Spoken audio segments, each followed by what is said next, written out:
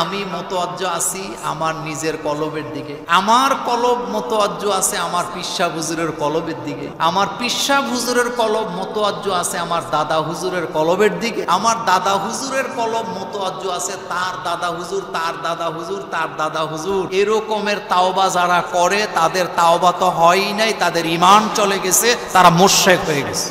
মোমেন বান্দা দোষ দেয় নিজেরে, কিন্তু যারা মুনাফিক তারা দোষ চাপায় অন্যের কাঁধে। আপনি দেখবেন যারা মোমেন, যারা আল্লাহর বান্দা, ইবাদুর রহমান, যারা রহমানের বান্দা, দোষটা খুঁজে ফিরে নিজের দিকে আনে, নিজের দোষটা তালাশ করে আমার অপরাধটা কোথায় সেটাই তালাশ করে তাওবা করে। কিন্তু যারা অহংকারী তারা নিজের দোষ স্বীকার করতে রাজি না, ঘুরে ফিরে অন্যর কাঁধে চাপায়া দেয়। এমন মানুষ, অহংকারী মানুষ আমার সমাজে অহরহ আছে না।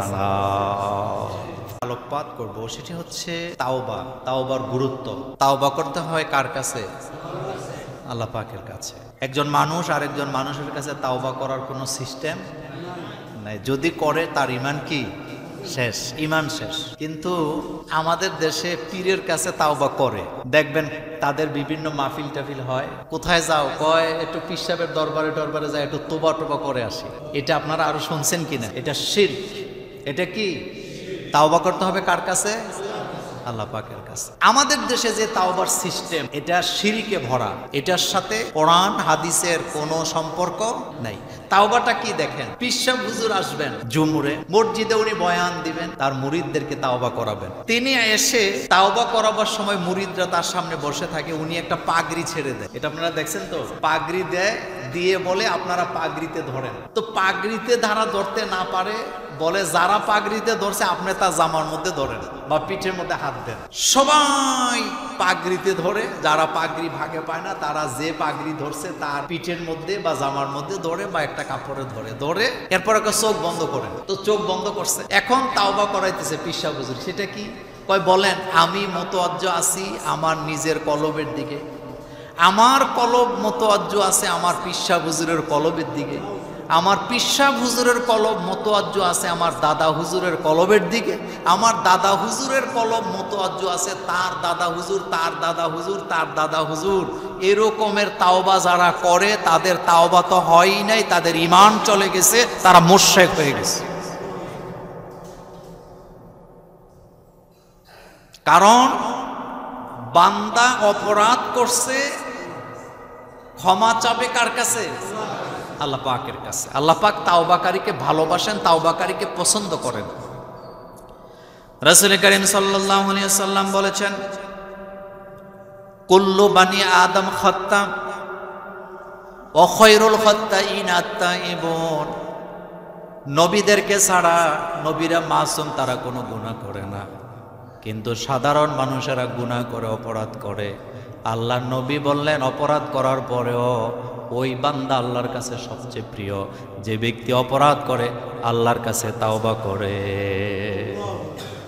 সে ব্যক্তি আল্লাহর কাছে প্রিয় যে অপরাধ করার পরে তাওবা করে কার কাছে? একসাথে অপরাধ করলেন, আদম আলাইহিস সালাম অপরাধ করলেন, পাশাপাশি শয়তান অপরাধ করলেন।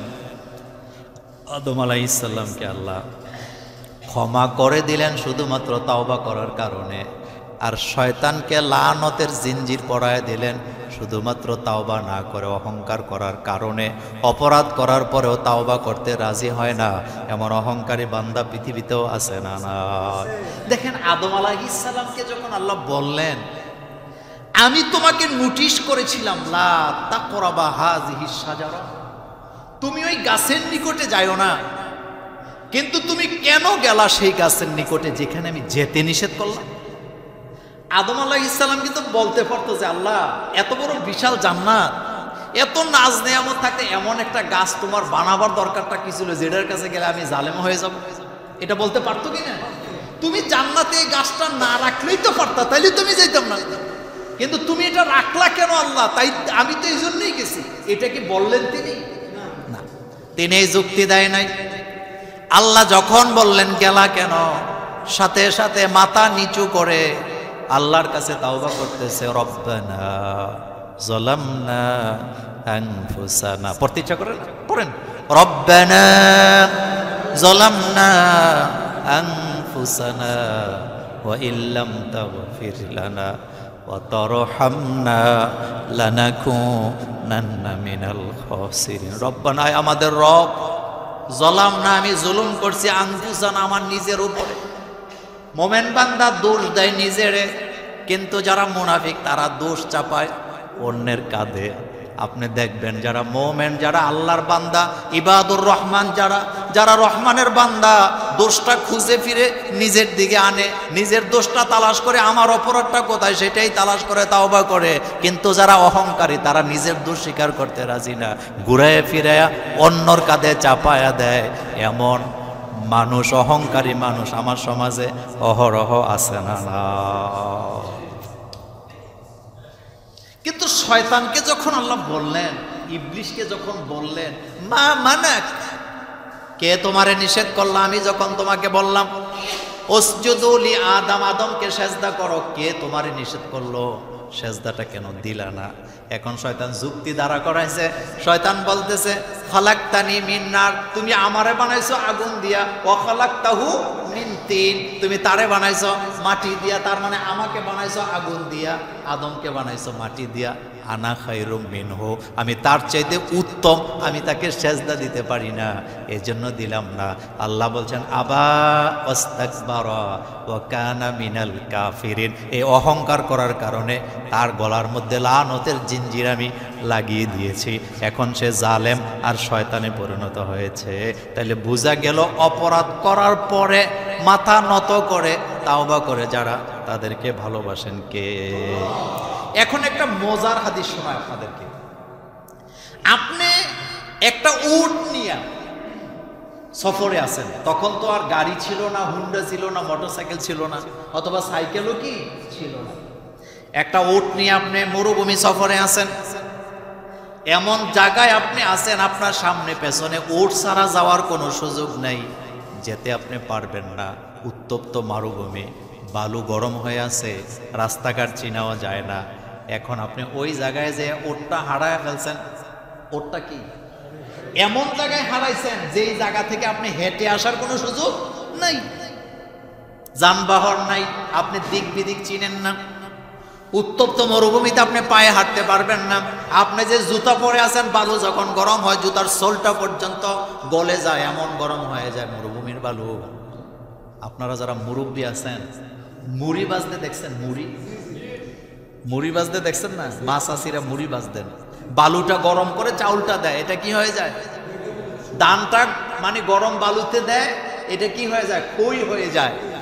আর মরুভূমিতে বালু যখন উত্তপ্ত হয়, এত গরম হয়, আপনি যদি সেখানে একটা মাংসের টুকরা রাখেন এটা সিদ্ধ হয়ে যায়, এত গরম হয়ে যায়।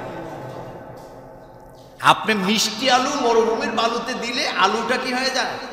পুড়ে যায়। এই রকমের গরম বালু, তা আপনি কি হাঁটতে পারবেন?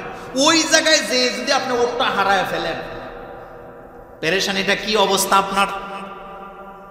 মৃত্যুর মুখোমুখি দাঁড়িয়ে আছেন আপনি, হঠাৎ আপনি ওটটা খুঁজে পাইছেন, এখন আপনি কেমন খুশি হবেন? আপনি বলবেন আল্লাহ তুমি আমার নতুন জীবন দান করেছো। এটা তো আপনার কথা বললাম, কিন্তু হযরতে আবু হুরায়রার বর্ণনা, আন আবি হুরায়রা রাদিয়াল্লাহু তাআলা আনহু قال قال رسول الله صلى الله عليه وسلم الله اشد فرحا بتوبه احدكم من احدكم বিদল্লাতিহি ইযা ওয়াজাদাহা। আল্লাহর নবী আবু হুরায়রার বর্ণনায় বলেন, একজন বান্দা যখন হারানো ওট হারায়া যখন ফিরে পায় যত খুশি হয়, কোন বান্দা যখন পাপিষ্ট হইয়া অপরাধ করে ফিরে এসে আল্লাহর কাছে তাওবা করে, আল্লাহ তার চেয়ে আরো বেশি খুশি হয়ে যায়। আল্লাহু আকবার বলেন। আপনি কি চিন্তা করছেন কখনো হাদিসটা এইভাবে? করেন নাই। আপনি পাপ করতেছেন, অপরাধের জগতে চলে গেছেন, আপনি মনে করেন আল্লাহ আপনাকে ভুলে গেছে, আল্লাহ আপনাকে ডাকতেছে। আল্লাহর হাবিব বললেন, এটা সহিহ মুসলিমের সহিহ হাদিস, রাসূলুল্লাহ সাল্লাল্লাহু আলাইহি সাল্লাম বলেছেন, একজন ব্যক্তি মরুভূমিতে ওট হারাইয়া ফিরে পেলে যেমন খুশি হয়, বান্দা অপরাধের জগৎ থেকে ফিরে এসে আল্লাহর কাছে যখন তাওবা করে, আল্লাহ এর চাইতে আরো বেশি খুশি হয়। আল্লাহ বলেন, ও ফেরেশতারা তাকায় দেখো, আমার বান্দা অপরাধ করার পরে আমার কাছে ফেরত এসেছে, তোরা সাক্ষী থাক, আমি আমার বান্দাকে এমন ভাবে মাফ করে দিলাম যেন বান্দা জীবনে কোনোদিন অপরাধ করে না। আপনি আপনি 50 বছর আগে একদিন অ্যারেস্ট হয়েছিলেন, কুমিল্লা জেলখানায় একদিন জেল খাটছেন, পরের দিন আপনার আইনজীবী আপনাকে বের করে নিয়ে আসছে। 100 বছর পরেও যদি কুমিল্লা জেলখানায় যে লিস্টটি তালাশ করা হয়, এই একদিনের জেল খাটার কারণে ওই লিস্টে আপনার নাম আছে না? না, আসামিদের কাতারে আপনার নামটা খুঁজে পাওয়া যাবে। খুব মনোযোগ দিয়ে শোনেন, একদিন জেল খাটার কারণে 100 বছর পরে নয়, 1000 বছর পরেও কুমিল্লা জেলখানায় যে আপনার লিস্টটি খুঁজে পাওয়া যাবে। কিন্তু রাসূলুল্লাহ সাল্লাল্লাহু আলাইহি ওয়াসাল্লাম হাদিসে কুদসি থেকে বলেছে, আল্লাহ বলেছেন, আমার বান্দা যখন আমার কাছে অপরাধ করার পরে ফেরত এসে তাওবা করে, আমি আমার বান্দাকে এমন ভাবে মাফ করে দেই, অপরাধের লিস্টে তার নাম তো থাকেই নাই, মনে হয় যেন বান্দা কখনো অপরাধ করে না। আমি আমার বান্দাকে এমন ভাবে মাফ করে দেই যেন বান্দা কোনোদিন অপরাধে জড়াই নেই।